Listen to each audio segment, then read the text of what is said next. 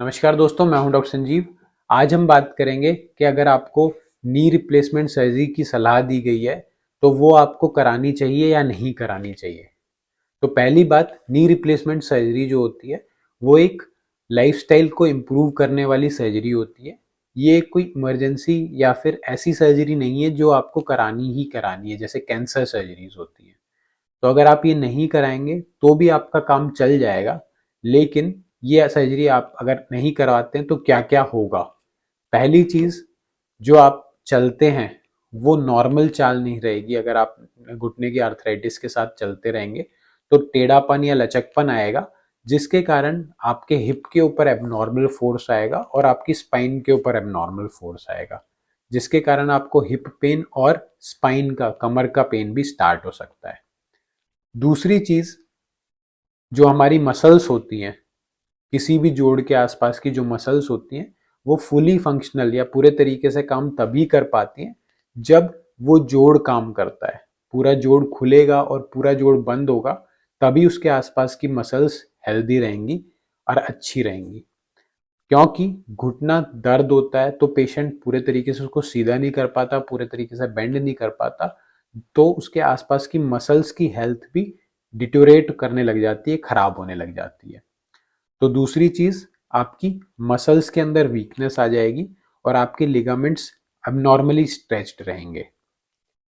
तीसरी चीज, physical health आपकी खराब हो जाएगी। अगर आप सर्जरी नहीं कराते, एंड स्टेज प्रॉब्लम है आपको, अगर आप सर्जरी के लिए नहीं जा रहे हैं तो आपकी फिजिकल हेल्थ डिटोरेट होगी, क्योंकि अब आप चल नहीं पा रहे हैं। नहीं चलने की वजह से बॉडी के अंदर डिफरेंट डिफरेंट तरीके की परेशानियां आती हैं, जैसे डायबिटीज, हाइपरटेंशन। ये चीज़ें एल्डरली पेशेंट्स को ज़्यादा प्रॉब्लम देती हैं और वो चीज़ें भी शरीर में आना शुरू हो जाती हैं। चौथी चीज़, मेंटल प्रॉब्लम। जब नी पेन के पेशेंट्स चल नहीं पाते तो कुछ दिनों के बाद उनको स्ट्रेस और डिप्रेशन आने लग जाता है।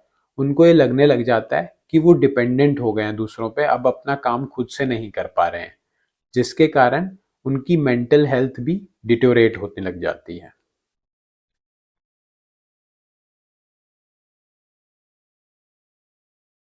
इसके अलावा डे टू डे एक्टिविटीज, जैसे घर के अंदर के कुछ काम और घर के बाहर के कुछ काम। घर के अंदर अगर वो पालती लगा के बैठना चाहते हैं तो ये एक्टिविटीज अब वो नहीं कर पाते हैं। इसके अलावा घर के बाहर अगर वो सब्जी लाने जाना चाहते हैं या फिर पार्क में जाना चाहते हैं, ये एक्टिविटीज उनकी कम हो जाती हैं। इसके अलावा अगर आप डैमेज्ड पार्ट के ऊपर चलते रहेंगे तो वो और डैमेज होना शुरू हो जाता है और बॉडी के अंदर या नी के अंदर और डिफॉर्मिटी, टेढ़ापन आना शुरू हो जाता है।